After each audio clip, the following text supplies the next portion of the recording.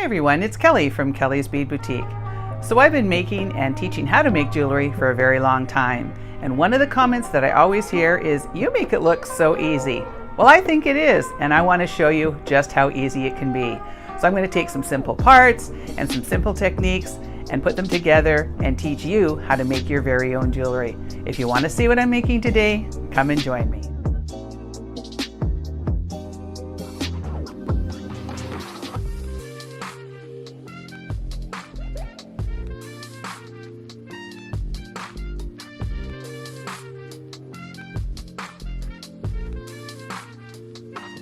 Alright, so to make our garden party necklace, I have pretty much the whole store on the table. We have a lot of parts here. So I'm going to be using some soft flex medium beading wire. I really do feel when you're using any kind of flexible beading wire that you really should use the best one that you can afford. And the best one, in my opinion, is soft flex. So I'll be using the medium, which is 0.19, and I've used this for years and years and years, and I love it because it's got a really nice drape to it, which makes all the difference when you're creating nice jewelry. We're also going to be using a little bit of 20 gauge titanium colored craft wire. I have a little charm for a pendant here, some balled up head pins, another little tiara cast charm, and I've got some spacers and some jump rings and lobster clasp. I also have some crimps, and the same goes for the crimps too. When you're creating jewelry, use the best quality that you can. These are a really good quality crimp, and I'll try to remember to put a link in the description box below. I don't personally like the ones that go into the round, so these are the 2x2 crimp tubes, and I really like using those ones. We also have an assortment of beads. I've got some matte ebony wood, some gorgeous check glass. These are a beautiful sort of sea green. I absolutely love these ones, and they've got the Picasso on them, so they're stunning. Some large decorative beads, a couple small fire polish. We have 1.5 millimeter leather. I have some chain, and for our tools, we're going to be using our crimping pliers. We also have our cutters, our bent chain nose, our round nose, and our chain nose, and then we're going to be using a barrel knot tube. So let's get this started. Okay, so this will be available in kit form, and in your kit you're going to get approximately 19 inches of chain. So the first thing we're going to do is we're going to cut about 5 inches, and then we're going to take the remaining 14 inches. So let me get that.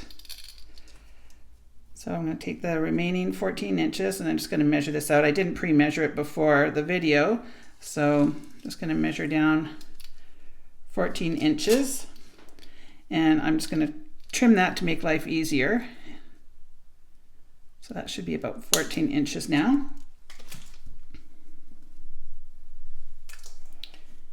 So now I'm going to take that 14 inches, and what I like to do is just take a piece of wire or a head pin or something like that and run it through the two ends, and then that helps me find my center. So this isn't going to be an exact center, so I'm just going to take one off to the side, and one side is going to be one link longer, but it doesn't matter if these two ends are not exact. We want to have them as close as we can. So I've got one of my pieces of soft flex, and I'm going to take one of my crimps and I'm going to run that on the end. Now I'm going to be working with my 5-inch piece of chain. We're leaving the other two longer ones for a little bit later. So I'm going to take the end of my soft flex and run it through the last link on my chain. And then I just want to grab hold of all of that. And I'm going to take the end of that and put it through the crimp.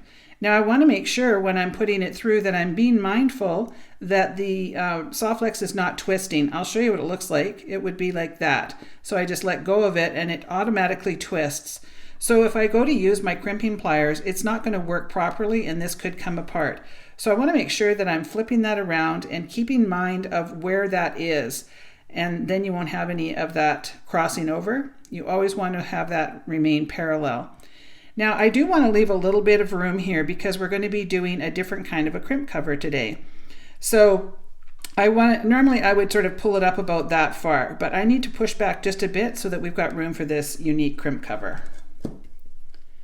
So now I'm going to take my crimping pliers, and if you see, it's got two holes at the front here. So there's one that looks sort of like an oval and another one that looks like a bit of a taco, and we're going to start with the taco first.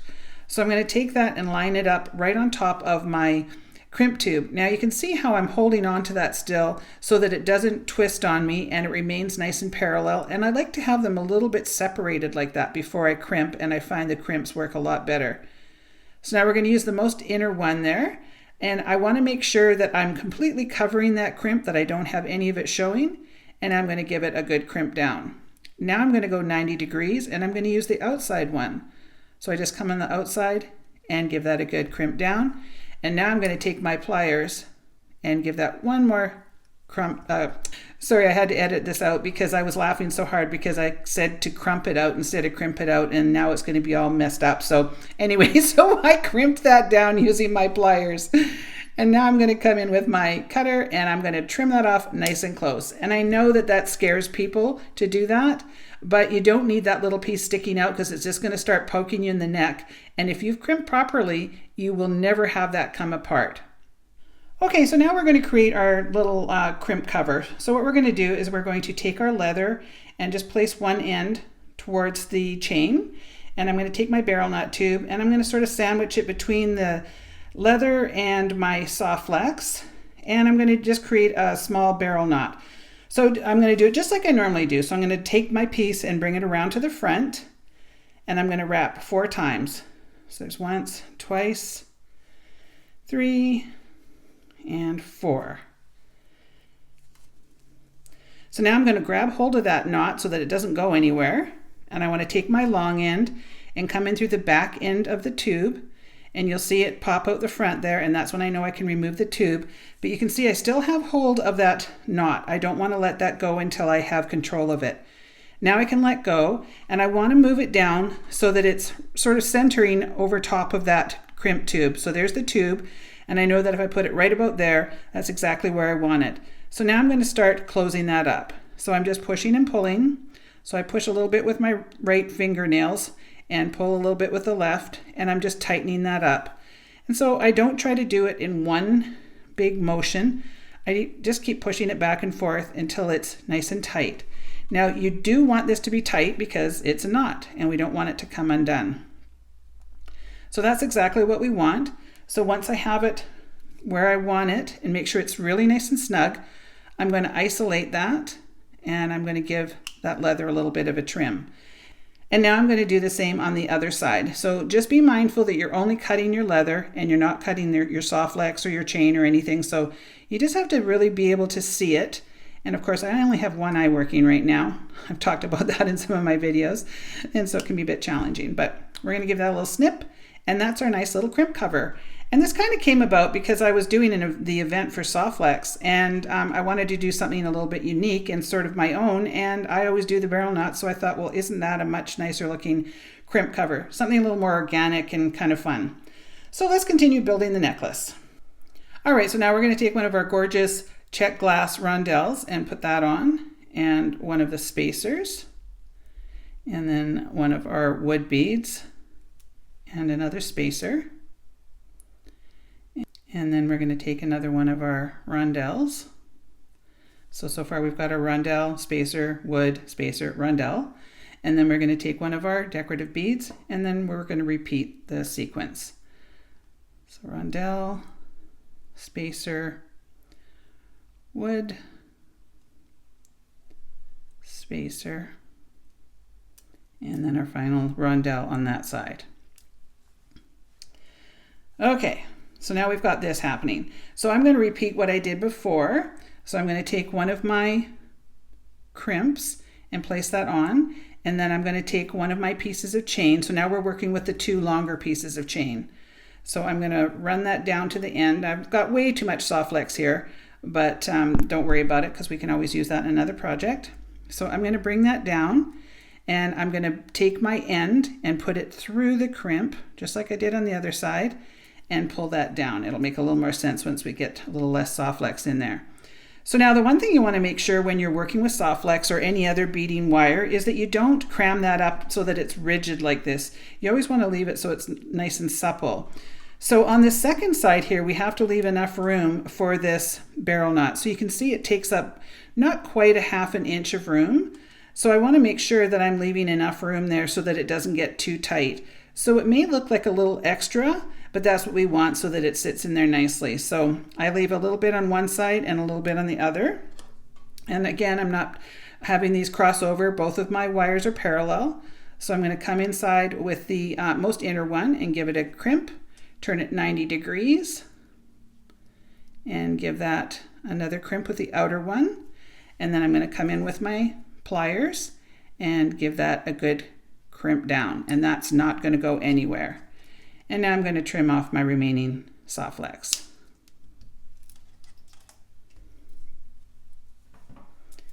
So now we've got this happening.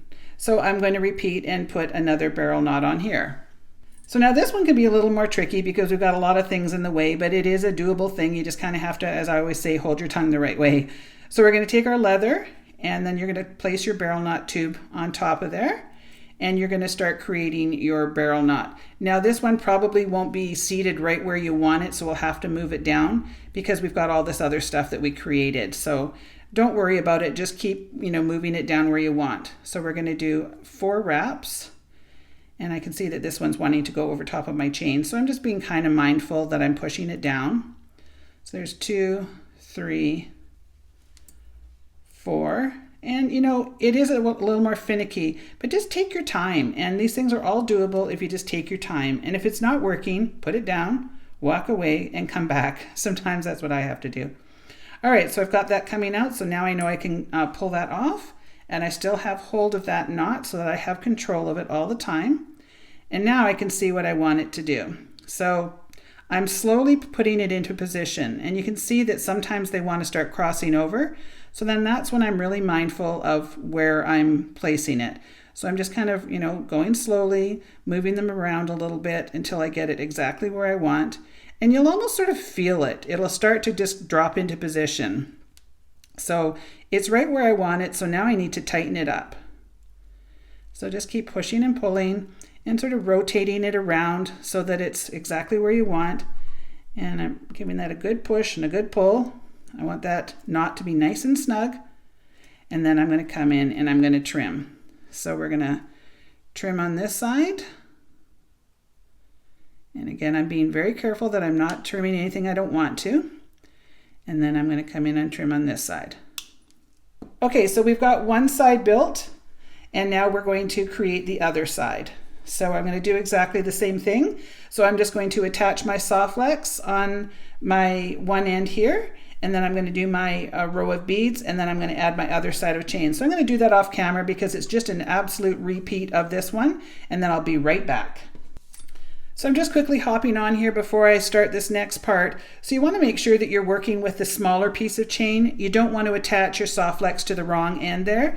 So just, isolate that long piece and work with your short 5-inch piece on the front, and then you'll know that you're going in the right direction. So I'm just going to add all of these beads and my little barrel knots.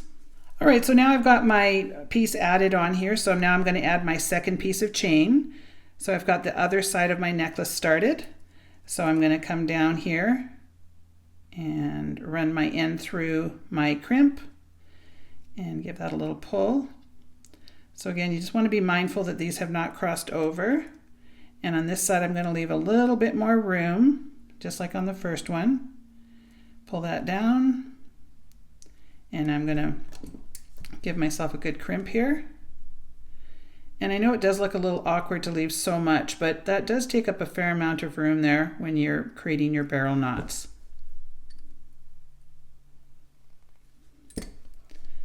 I'll give this a trim.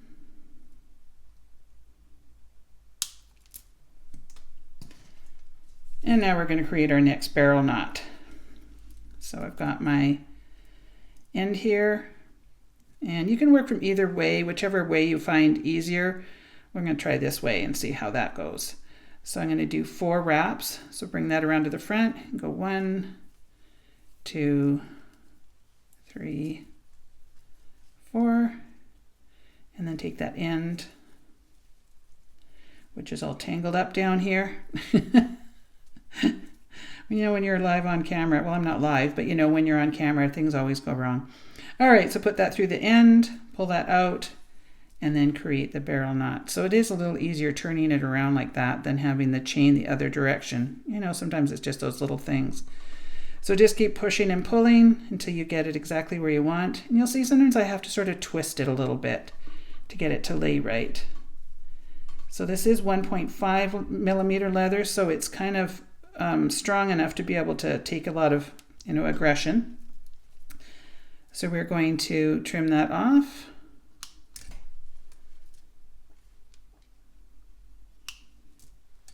Now for camera's sake, I'm not going to do this on camera because it makes it hard to complete the necklace you know, in real time.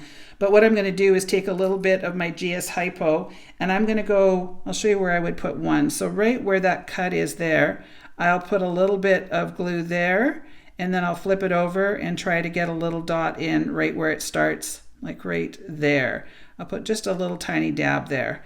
So I'm going to do that on all 4 of my barrel knots just to give it a little extra security. Now I did forget to mention at the very beginning of the video, and I just realized it now, when you cut your 5-inch piece of chain, you want to make sure that you actually have a center piece here. So I got lucky on this one because if I find my center, I'm going to lose all this stuff, I can see that those are exact. So you want to make sure that you've got a center point to hang from, or else your necklace is going to look off kilter. So it doesn't matter if this just is 1 length shorter by trimming it up, but just make sure you've got a center piece there. So I'm going to find that center piece, and I'm going to take one of my jump rings, and using my pliers and my bent chain nose pliers, I'm going to open that up. And I'm just going to attach this pendant to that center piece and do it up nice and tightly. And just kind of jiggle that around until it's right where we want it. So now you could just leave it like that, but I wanted to add a little bit more embellishment because I think it looks nicer with just a little bit more weight on it. So I'm going to cut myself a piece of wire, and I'm going to probably just go about 4 or 5 inches. And this is 20 gauge titanium colored craft wire. So give that a cut. And then I'm going to take my pliers and go to the very end and just kind of run my fingers down just to straighten that out a bit. And now I'm going to go about 2 inches down and bend away, and I'm going to make a loop. Now I want to make sure that my loop is big enough to fit over the end there, so I'm going to go up on my pliers a little bit. I don't want a super large loop, but I don't want a tiny one either because it's got to fit over top of that nicely. So I'm just going to run that over the end.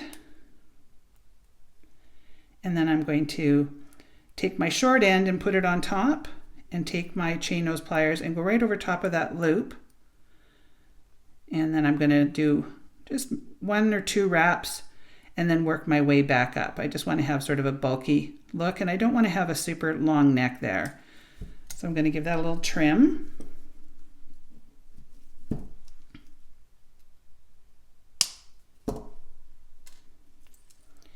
And now I'm just going to make sure that that burr is tucked down. So I put my piece in my left hand, and I can see the burr coming towards me. And now I can just kind of give it a little crimp down, and then I can feel it and make sure it's nice and smooth. And now I'm going to add one of my spacer beads and another one of these beautiful check glass beads. And I want to have these loops going the same direction because I'm going to create another loop on the bottom. So I look at it so I know which way it's going, and then I'm just going to pull right straight across, and now I know my loops are going to go in the same direction.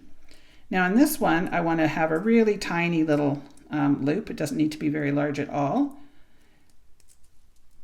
So just create a small one, and you can see that that's over quite a bit, so I just redirect it so that it's right on top of the other one. And now I'm going to place my little charm on, and we're going to do that up. And normally I would be worried about which direction things are going, but this one won't matter until the next step. So just kind of go a couple times, bring that around, and trim that off. And then now we're going to tuck in the burr, and that one I can't even see, so I'm not going to worry about it. Okay, so now you have to decide which way you want to have your pendant. Do you want to have it with this pattern, or do you want to have it with that pattern? So it doesn't really matter, but I think I'm going to go with this one today. So now I'm going to create 2 little charms with my fire polish and my head pins. So I just put my fire polish on there, and I just kind of use my nail and bend it over. And I'm going to make just a tiny little wrap. So just up, over, down, and just create a little loop. And then before we wrap it up, we're going to place it through that loop that we created there. So just wrap that up a couple times and then work your way back up for that bulky wrap. And if you're not a fan of the bulky look, then just do whatever you like. You can always create a nice, neat wrap, and I won't get mad at you because that's what I actually prefer. But I've just started using these, in the last couple of years, and I like sort of the weight of them. They just look a little heftier, and it gives your piece a little more presence, but that's just my personal opinion. So give that a little trim, and then if the burr is sticking up, we're just gonna come in. I'm gonna hold on to this like that because I can see that burr there, and then just give it a little smush down. Okay, so now I'm going to put my second one on. So I've got my other little sort of matching color here. So now I'm just going to bend away and then create another small little wrapped loop. Up, over, down. I love the color of these. Sort of almost looks like sea glass. So I just want to make sure I'm on the same piece there. So these are going to overlap on the top, but they're going to lay side by side.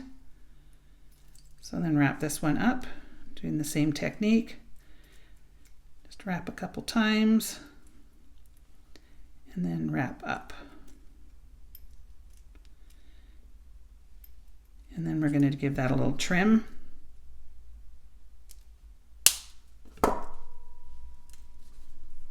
And then just check for burrs, and I can see that that one is sticking up a little bit. So I'm just going to come in with my pliers and just gently push that down. Okay, so this is now the front of our necklace. So now people often ask me, how do I decide which way to put my lobster clasp on? So what I like to do is take my necklace as though I'm wearing it. So this is the front of my necklace, so I know that I need to turn it around. Now this is if you're right-handed. If you're left-handed, just repeat. So that's the way that I'm going to wear it. So I know on this side is where I'm going to want to put my lobster clasp.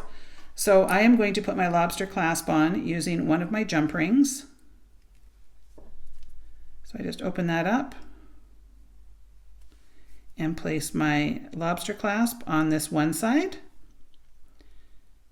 and do that up nice and tight. And now I'm going to take another jump ring and open that up. And on the other end, I'm going to place a closed ring. I always like to have a closed one versus something that can open up. It makes it a lot easier for putting jewelry off and on. So just close that up, and I'll show you the completed necklace. So there you go, there's the completed necklace. I love how beautiful this turned out. Of course, the color combination is my absolute jam. As you know, I love these kind of color combinations, but these beads are just so pretty. I love adding these barrel knots. I think it just gives it that little extra touch of whimsy, something a little different, something unique that you might not see everywhere. So this necklace will be available in kit form, and to access the link, you just go into the drop-down menu below this video, and there will be a link that will take you directly to my fully secure website. So I hope you enjoyed this video. If you did, please make sure to give me a like, leave me a comment, as I love to hear from everybody, and if you haven't subscribed to my channel, please make sure that you do so. I want to thank you so much for watching, and we will see you on the next one.